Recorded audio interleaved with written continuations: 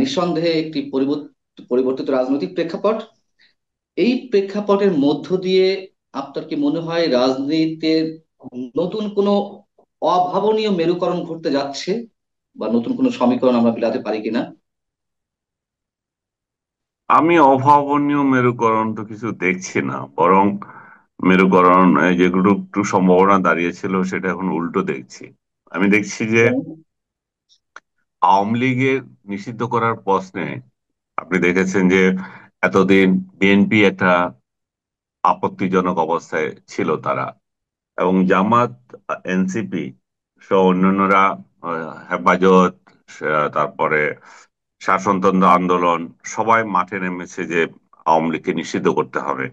আওয়ামী লীগ মূলত ওদের আওয়ামী লীগকে আপনি জানেন এর মধ্যে আদালত আওয়ামী লীগকে কার্যক্রম নিষিদ্ধ করেছে। এই কার্যক্রম নিষিদ্ধ মানে হচ্ছে যে তারা সামনের ইলেকশনও অংশ নিতে পারবে না। কারণ তাদের নিবন্ধন থাকবে কিনা সেটা নিয়ে এখন বিতর্ক হচ্ছে। যাই হোক, এই প্রেক্ষাপটে আওয়ামী লীগ আহ, আহ, কে নিষিদ্ধ করা নিয়ে বিএনপির একটা ছিল, একটু আপত্তি ছিল। কিন্তু যখন এটা হয়ে গেছে, যখন বিএনপি যখন এই আপত্তিটা আবার দেখা গেল যে তুলে ফেলেছে, তারা আবার এটাকে অভিনন্দন জানাচ্ছে।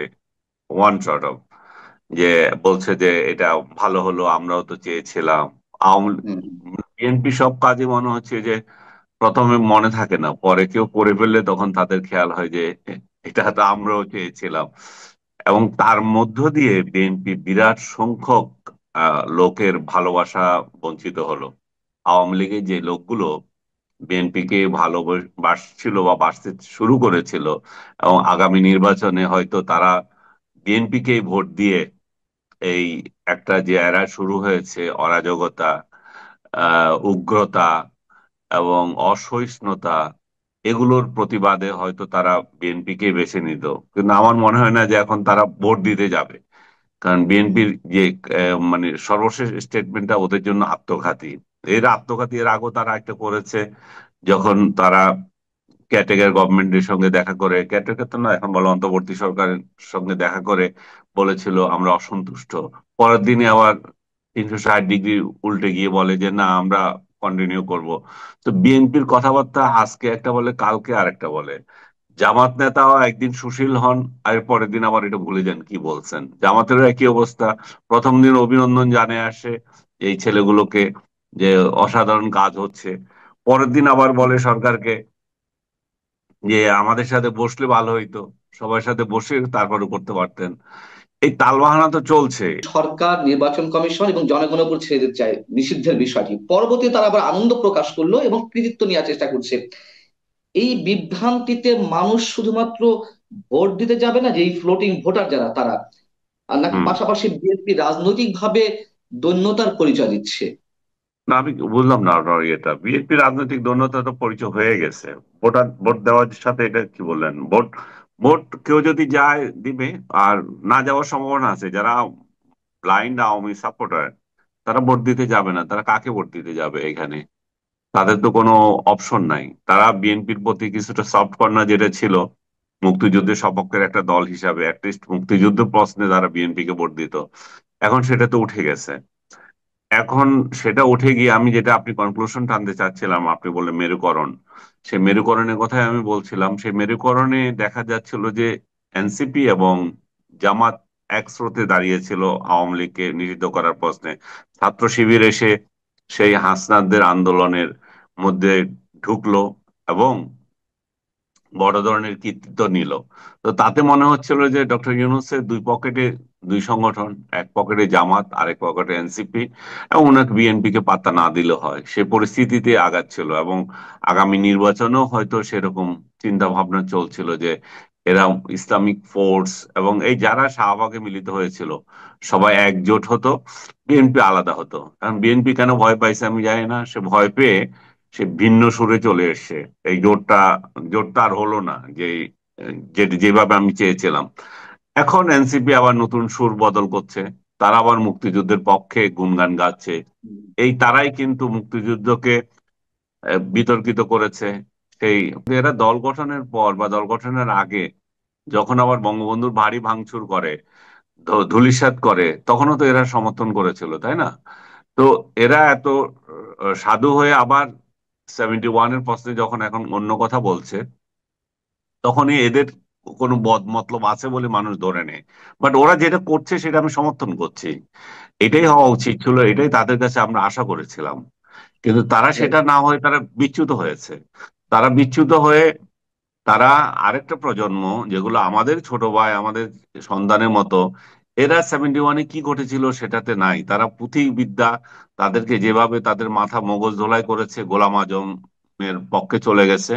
এই গোলাম আজমের পক্ষ নিয়ে তারা সেই আওয়ামী লীগ নিষিদ্ধকরণ আন্দোলনে গিয়ে গোলাম আজমের বাংলাদেশ বলে, যে কতটা ন্যক্কারজনক পরিস্থিতি তৈরি হলে একটা দেশে এটা হয়। যে দেশে, যে দেশটা জন্ম দিল যে লোক, যে দেশটার স্বপ্নদ্রষ্টা, যে আমরা বলবো রাষ্ট্রের নির্মাতা, সে বঙ্গবন্ধুকে তারা অপমান করছে, প্লাস বলছে যে বঙ্গবন্ধুর দলকে অপমান করছে, বলছে এটা জামাতের দেশ আর জামাত নেতাদের দেশ। তো তাদের এই বিভ্রান্তিটা, এবং আরো একটা খেয়াল করেন, তারা জাতীয় সঙ্গীত গাইতে দিচ্ছে না। তো হুম, হুম, সবকিছু মিলিয়ে এই যে অপকর্মগুলো তাদের, এই অপকর্মগুলো তো এনসিপির উপরে যায়, হাসনাতদের উপরে যায়, কারণ তারাই সেই সমাবেশ ডেকেছিল, তাই না? আওয়ামী লীগকে নিষিদ্ধ করার জন্য। তো আওয়ামী লীগ নিষিদ্ধ করার প্রশ্ন গিয়ে তোমরা স্বাধীনতাকে নিষিদ্ধ করে দিচ্ছ, সেই সেই ঘটনা ঘটে যাচ্ছে, 71-কে নিষিদ্ধ করে দিচ্ছে। তো এই রকম পরিস্থিতিতে তাদের যে হুঁশ এসেছে, সেটাকে আমি সাধুবাদ জানাই। এবং আমি মনে করি যে তারা যদি এই স্পিরিটটা ধরে রাখে, তাদের সামনে হয়তো ভবিষ্যৎ ভালো হবে। কারণ বাংলাদেশে 71-কে মুছে দিয়ে কোনো রাজনৈতিক দল দাঁড়াতে পারবে না। জামাত আরো 1000 বছরও থাকলেও স্বাধীনতা আন্দোলনকে অস্বীকার করে তার ক্ষমতায় যেতে পারবে না। তো এটা যদি কোনো রাজনৈতিক দল না বুঝে, তাহলে এখানে তাদের নিজের পায়ে নিজে কুড়াল মারবে। তারা এখানে বঙ্গবন্ধু শব্দ উচ্চারণ করলে কাউকে আওয়ামী লীগ যদি ধরে নেয়, এদের মতো হুম, বোকার স্বর্গে তো আর কেউ নাই। আপনি আমি এখন বঙ্গবন্ধু বলতেছে, বলছে এরা আওয়ামী লীগ। তো এরা হুম, হচ্ছে হুম, এমন মূর্খ, এটা মূর্খতার মূর্খতা। বাংলাদেশের ষষ্ঠ এক জিনিস, আওয়ামী লীগ আরেক জিনিস।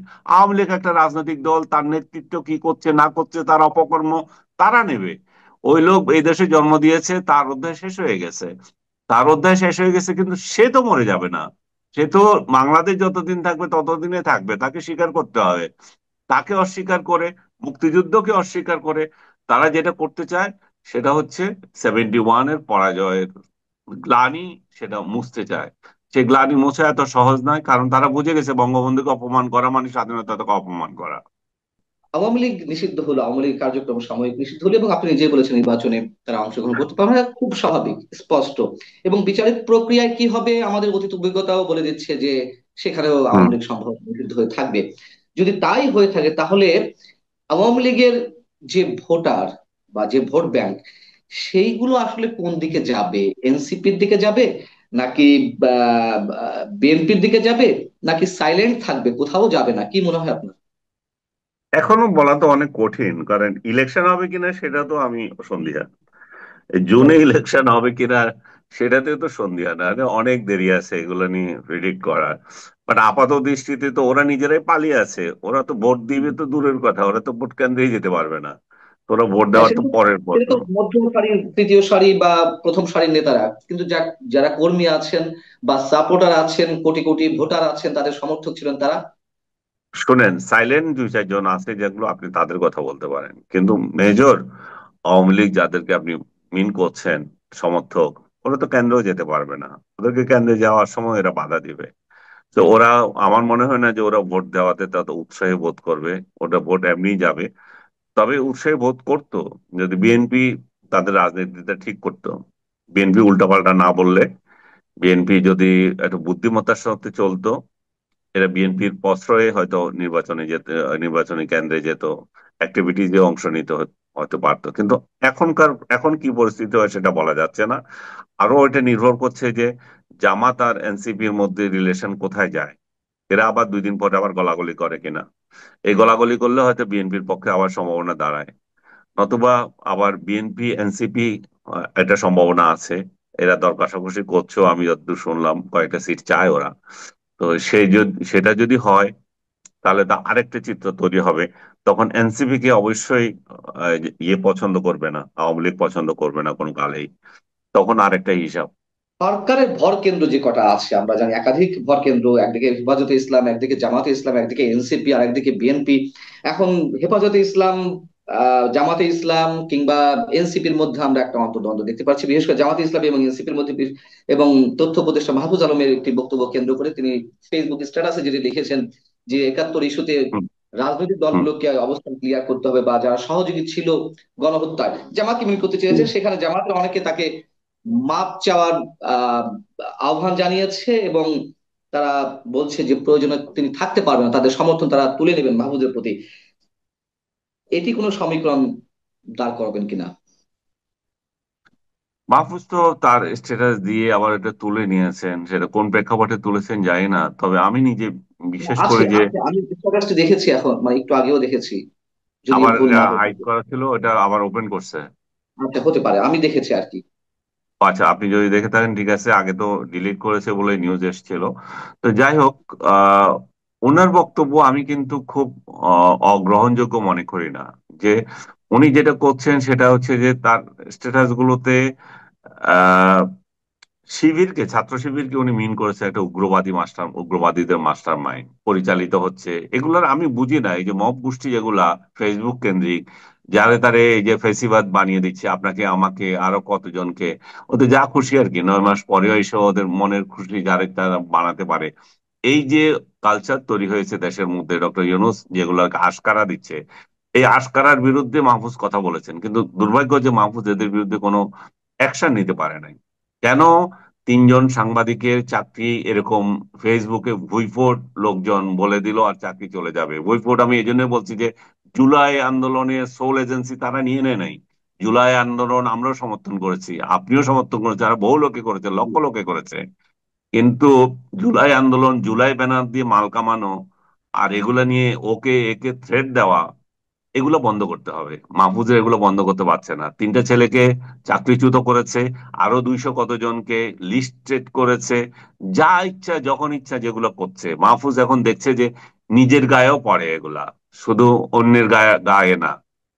এবং যারে তারে এভাবে মব জাস্টিস করা, তার বিরুদ্ধে মাহফুজ বলেছে বোধহয় হয়তো এদের এই গোষ্ঠীদের গায়ে লেগেছে। এই গোষ্ঠীগুলো আবার হঠাৎ দেখি যে জামাতকেও গালি দেয়, আবার বিএনপিকেও গালি দেয়। এরা যে কি চাইতেছে সেটাও বুঝি না। বাট মাহফুজ এগুলোকে মিন করেছে এগুলা জামাতের জামাতের পকেট, নাম জামাতের বিভিন্ন পকেট ইয়ে দিয়ে উগ্র মৌলবাদ চর্চা হচ্ছে, উগ্রতা হচ্ছে, মব জাস্টিস হচ্ছে। আমি ব্যক্তিগতভাবে মনে করি যে ডক্টর ইউনূসও এগুলো নিয়ে বিরক্ত। উনিও যে এগুলাকে ওইগুলোকে আশকারা দিচ্ছেন তা না, উনি নিজেও বিরক্ত। কিন্তু কথা হচ্ছে আমি কিভাবে তাহলে এগুলো সেই দমন জায়গা করা থেকে যায় যদি সেটা প্রশ্ন কিছু করি, করছেন না। ডক্টর ইউনূস সাহেব যদি বিরক্ত হয়ে থাকেন, মাহফুজ আলমদের যদি আত্মোপলব্ধি হয়ে থাকে মবক্রিসের বিরুদ্ধে বা 71 ইস্যুতে যা তারা যদি সঠিক অবস্থান নিয়ে থাকে, তাহলে সরকার আসলে চালাচ্ছে কারা? আমরা তো জানি ডক্টর মোহাম্মদ ইউনূস, তার সাথে এনসিপি রয়েছে, এবং মাহফুজ আলমও এনসিপির প্রতিনিধিত্ব করছে বা ছাত্রদের প্রতিনিধিত্ব করছেন। তাহলে সরকার আসলে চলছে কার ইশারায়? সরকার তার মতো চলছে, যে আপনি যে বললেন সমর্থন প্রত্যাহার করব, এই যে হুমকি। এখন সরকারের তো বিএনপি কে তো সরকার 100% আস্থায় নিচ্ছে না, বা বিএনপিও সরকারকে 100% আস্থায় নেয় না। আছি আমরা আপনাদের পক্ষে আছি, কিন্তু উনি তো আস্থায় রেখে দিয়েছেন এক পকেটে এনসিপি আর এক পকেটে জামাত। তো উনি তো ভেজালে পড়েছেন ওই জায়গায়। এই গোষ্ঠীর মধ্যেই তো মব জাস্টিস আছে, মব করছে তো এরাই, বিএনপি তো মব করছে না। এগুলোর গণায় ধরার টাইম নেই, কারণ শেখ হাসিনার সময়ে আমরা কথা বলেছি। তোরা তখন জি। ইয়ে ছিল, গর্তে ছিলে। তোরা যারা গর্তে ছিলি তারা এখন গর্ত থেকে বেরিয়ে যখন আমাদেরকে হুমকি দিস, তার মানে বুঝতে হবে যে শেখ হাসিনার আমল তোদের থেকে ভালো ছিল, তাই না? তাহলে তখন তো কথা বলা যেত। শেখ হাসিনার কবে এই কবে তাই এই জানি। শেখ হাসিনার এই স্বৈরতান্ত্রিক মেন্টালিটির মধ্যেও কথা বলা গেছে। আর এখন তো ডক্টর ইউনূস বলছে কথা বলার জন্য।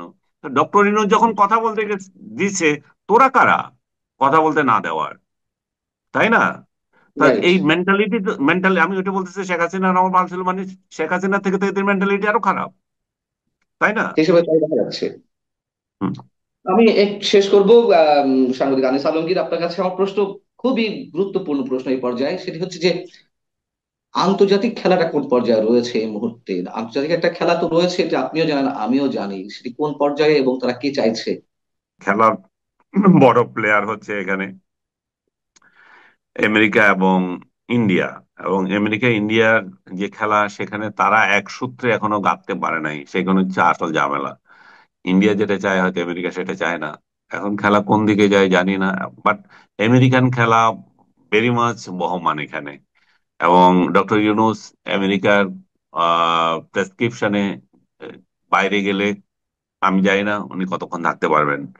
তো এই এই সেন্সে আমরা বলতে পারি যে আমেরিকা এখানে বড় ভাবে সক্রিয়। অন্যরা, অন্যদের ওই পাওয়ার নেই এখন। আহ একটি ইস্যু তো না নিয়ে আসলে অবশ্য অপরিপূর্ণ থেকে যাবে। আন্তর্জাতিক খেলার প্রসঙ্গ যখন তুললামই, আপনিও অনেকখানি স্পষ্ট করেছেন, করিডোর ইস্যুতে নিশ্চয়ই অনেক ধরনের খেলা হচ্ছে। সেই জায়গা থেকেও রাজনৈতিক মেরুকরণ বা রাজনৈতিক সমীকরণ কিংবা ক্ষমতায় থাকা না থাকার প্রশ্নগুলো প্রচ্ছন্নভাবে আসছে আমাদের সামনে।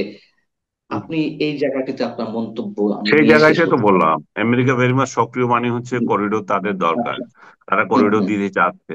এখানে অন্যদের কথা এখানে খুব একটা গা লাগছে না। ডক্টর ইউনূস তাদেরকে করিডোর দেবেন হয়তো ক্ষমতা থাকাকালে। এবং বিএনপি বা আদার্স যে করিডোরের বিরোধী তা না, ওরাও দেবে। কিন্তু চাই যে ডক্টর ইউনূস দিবে কেন? আমরা থাকলে তো আমরা দিতাম, তা আমাদেরকে দিতে দেয়। সেটা হচ্ছে বিষয়, কিন্তু তাদেরকে কিন্তু আমেরিকা বিশ্বাস আপনাকে করে কিনা। আপনাকে মনে হয় আসলে বিএনপি দিত বা দিবে? তারাও তো দেবে না মানে কি? দেবে না মানে কি? আপনি কি মনে করেন বাংলাদেশ, বাংলাদেশে আওয়ামী লীগকে এই, সরকার বারবারই তো বলা হচ্ছে যে ভারতের দালাল দালাল দালাল, বলছে না? এবং দালালি তো করেছেও। শেখ হাসিনার আমল তো বাংলাদেশের ফরেন পলিসি বলতে কিছু ছিল না, ইন্ডিয়া ডিক্টেটেড ফরেন পলিসি ছিল। তা আপনার কি মনে হয় যে বিএনপি থাকলে সেটা হতো না? এগুলো একই মুদ্রার এপিঠ ওপিঠ, একটু কম আর বেশি।